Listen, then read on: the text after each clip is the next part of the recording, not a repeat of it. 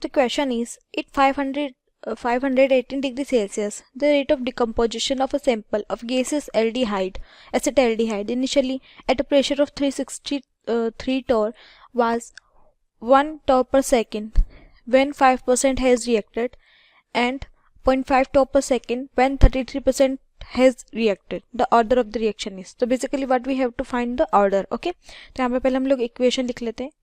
Acetaldehyde CH3CHO giving CH4 plus में CO. ठीक है, तो यहाँ पे रेट हमारे पास में कितनी है, R1 is equal to 1 torr पर सेकेंड. ये कब है, जब कितना रिएक्ट होता है हमारे पास में 5% रिएक्ट. 5% रिएक्टेड है मतलब 95% अनरिएक्टेड है. ओके, और R2 कितना है हमारे पास में 0.5 torr पर सेकेंड. ये कब है, जब कितना है 33% हमारा क्या है, रिएक्टेड है. और कितना बचा है हमारा, 67% हमारा अनरिएक्टेड है. ओके, तो यहाँ पे हम लोग अज्यूम कर लेते हैं कि R is equal to A minus X to the power M. ठीक है, यहाँ पे R है हमारी रेट, M है ऑर्डर. ठीक है, और A माइनस एक्स कितना हो गया, अनरिएक्टेड.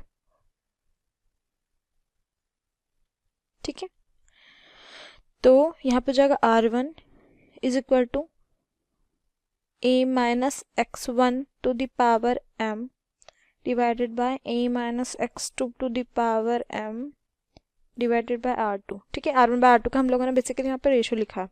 ठीक है, तो 1.5 इज इक्वल टू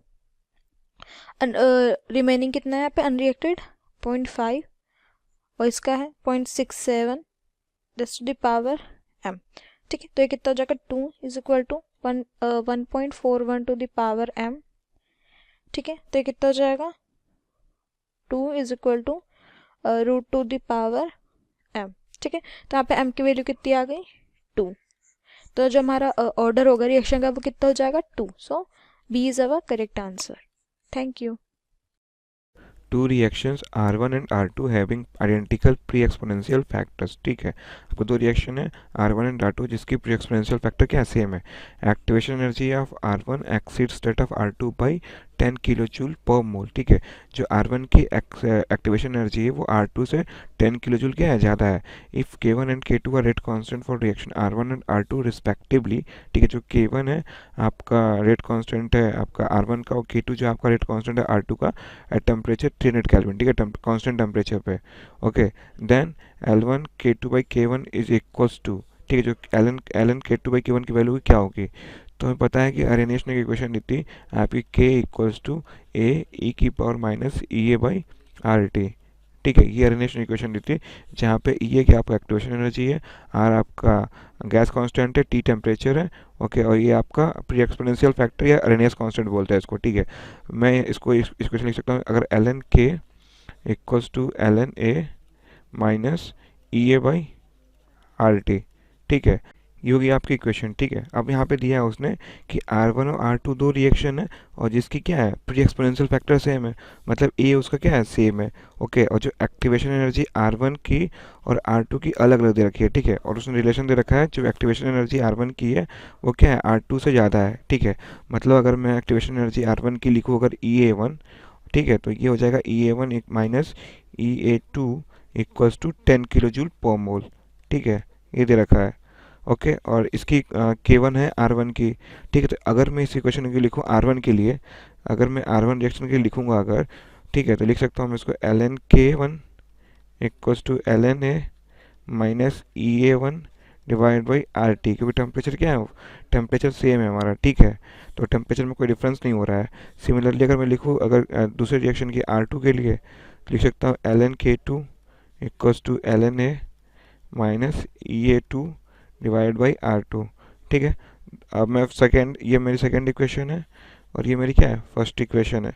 सेकेंड में से फर्स्ट को मैं माइनस करता हूँ, तो Ln K2 minus Ln K1 equals to आपका क्या हो जाएगा minus E A by R T minus E A two by R T, ठीक है, plus E A one by R T लिख सकता हूँ।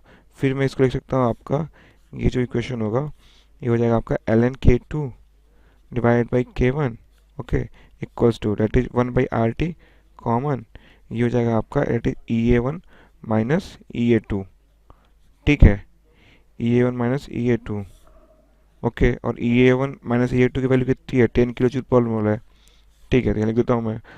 आर की वैल्यू कितनी दे रखी थी उन्होंने, आर की वैल्यू 8.314 है, आर की वैल्यू 8.314 है। टेम्परेचर कितना है, टेम्परेचर 300 केल्विन है, ठीक है, टेम्परेचर आपका यहाँ 300 केल्विन है, तो टेम्परेचर हो गया आपका 300 केल्विन, और E A one minus E to की वैल्यू है आपकी 10 किलो जूल पर मोल, 10 इंटू 10 के power 3 joule per mole into 10 kilo joule per मोल है ना, तो 10 इंटू 10 के पावर 3 लिख सकते हैं, ठीक है। अब इसको हम सॉल्व करते हैं, तो इसको सॉल्व करोगे तो आपकी वैल्यू हो जाएगी दैट इज 8.314 इंटू आपका क्या हो जाएगा, ये इसको 3 लिख दो, और ये 10 के पावर 4 डिवाइडेड बाई 10 के पावर 2 दैट इज 10 के पावर 100, दैट इज ओवरऑल कितना हो गया 100 हो जाएगा आपका। ये जीरो से जीरो क्या कैंसिल कर देगा इसको, ठीक है। अब इसको आप सॉल्व करो, तो इसको सॉल्व करने पे इसकी वैल्यू, इसकी अप्रॉक्सीमेट वैल्यू आएगी 4, ठीक है, अप्रॉक्सीमेट वैल्यू जो होगी इसकी 4 होगी, क्योंकि जो 8.314 इंटू 3 करोगे तो कितनी रहेगा, 8 3 ज़ा 24 और 3 3 जाने, ये होगा आपका अप्रॉक्सीमेटली 25, और 100 डिवाइडेड बाई 25 कितना हो गया आपका, ये होगा आपका 4, ठीक है। तो अप्रॉक्सीमेटली कितनी इसकी वैल्यू होगी, 4 के इक्वल होगी। तो आपको देखते हैं हमारा कौन सा ऑप्शन है, तो क्वेश्चन देखोगे उसमें पहला ऑप्शन है 8 12 6 14, तो आपका फोर्थ ऑप्शन क्या है, करेक्ट है। हेलो एवरीवन, हमें क्वेश्चन में गिवन है कि डिकम्पोजिशन हो रहा है H2O2 का और वो फॉलो कर रहा है फर्स्ट ऑर्डर रिएक्शन। 50 मिनट्स में H2O2 की कंसंट्रेशन डिक्रीज होकर 0.1 से 0.125 हो रही है। हमें कंसंट्रेशन बतानी है जब वो रीच कर रही है 0.5 मोलर, तो रेट ऑफ फॉर्मेशन मेरा ऑक्सीजन O2 का कितना होगा, ठीक है। तो देखो यहाँ पे क्या रिएक्शन हो रही है, H2O2 जब ये डिकम्पोज होगा H2O प्लस O2 में, ठीक है। रिएक्शन को बैलेंस कर लेते हैं, तो ये हमारी कंप्लीट रिएक्शन हो गई। क्वेश्चन में क्या गिवन है कि 50 मिनट्स में उसकी कंसंट्रेशन कितना हो रही है, पहले थी 0.5 और कितना होगी ड्रॉप होके 0.125। तो अगर मैं इसको कैलकुलेट करूँ तो 4 टाइम्स कि 50 मिनट्स में उसकी कंसंट्रेशन 1/4 टाइम डिक्रीज हो रही है। तो अगर हम बात करें यहाँ पे क्या हो रहा है कि 50 मिनट्स गिवन है मुझे यहाँ पे एक तो 50 मिनट्स में कितना डिक्रीज हो रहा है 1/4। और अगर मुझे हाफ लाइफ की बात करनी है, हाफ टाइम लाइफ की अगर मैं बात करती हूँ तो वो होती है मेरी 1/2, ठीक है। तो मैं यहाँ पे क्या कर सकती हूँ, हम इसको इस वे में लिख सकते हैं कि यहाँ पे जो मेरी 2 हाफ लाइफ पीरियड है वो कॉरेस्पॉन्ड कर रहे हैं 50 मिनट्स को, ठीक है ना। 1/2 की जब हम मल्टीप्लाई होगी तो 1/4 आएगा। तो यहाँ पे मेरा जो टी हाफ है वो कितना हो जाएगा, यहाँ पे 25 मिनट्स 50 का हाफ, ठीक है ना। तो ये आप इसको ऐसे भी लिख सकते हैं कि 50 मिनट्स में मेरी कंसेंट्रेशन H2O2 की 1/4 हो रही है इनिशियल वैल्यू के, तो 2 इंटू टी हाफ मेरा 50 है, तो यहाँ से मेरा टी हाफ आ जाएगा 25 मिनट्स। फाइन, यहाँ से हमारा टी हाफ आ गया।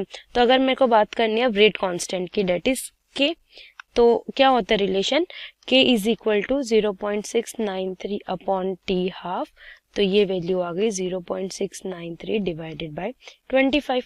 और अगर मुझे बात करनी है रेट ऑफ डिकम्पोजिशन की, तो रेट ऑफ डिकम्पोजिशन कैसे लिखेंगे हम, rate constant and with the concentration, ठीक है। तो रेट कांस्टेंट आ गया 0.693 डिवाइडेड बाय 25, और H2O2 की हमें कंसंट्रेशन कितनी गिवन है 0.5, तो ये हो जाएगी मेरी कितना 1.39 मल्टीप्लाइड विद 10 की पावर -3 मोल पर मिनट।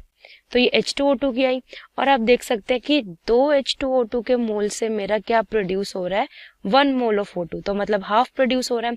तो सिमिलरली अगर मैं यहाँ से rate of formation of oxygen निकालूं, rate of formation of oxygen, तो वो क्या होगा, that would be half of the rate of decomposition for the H2O2, rate of decomposition of H2O2।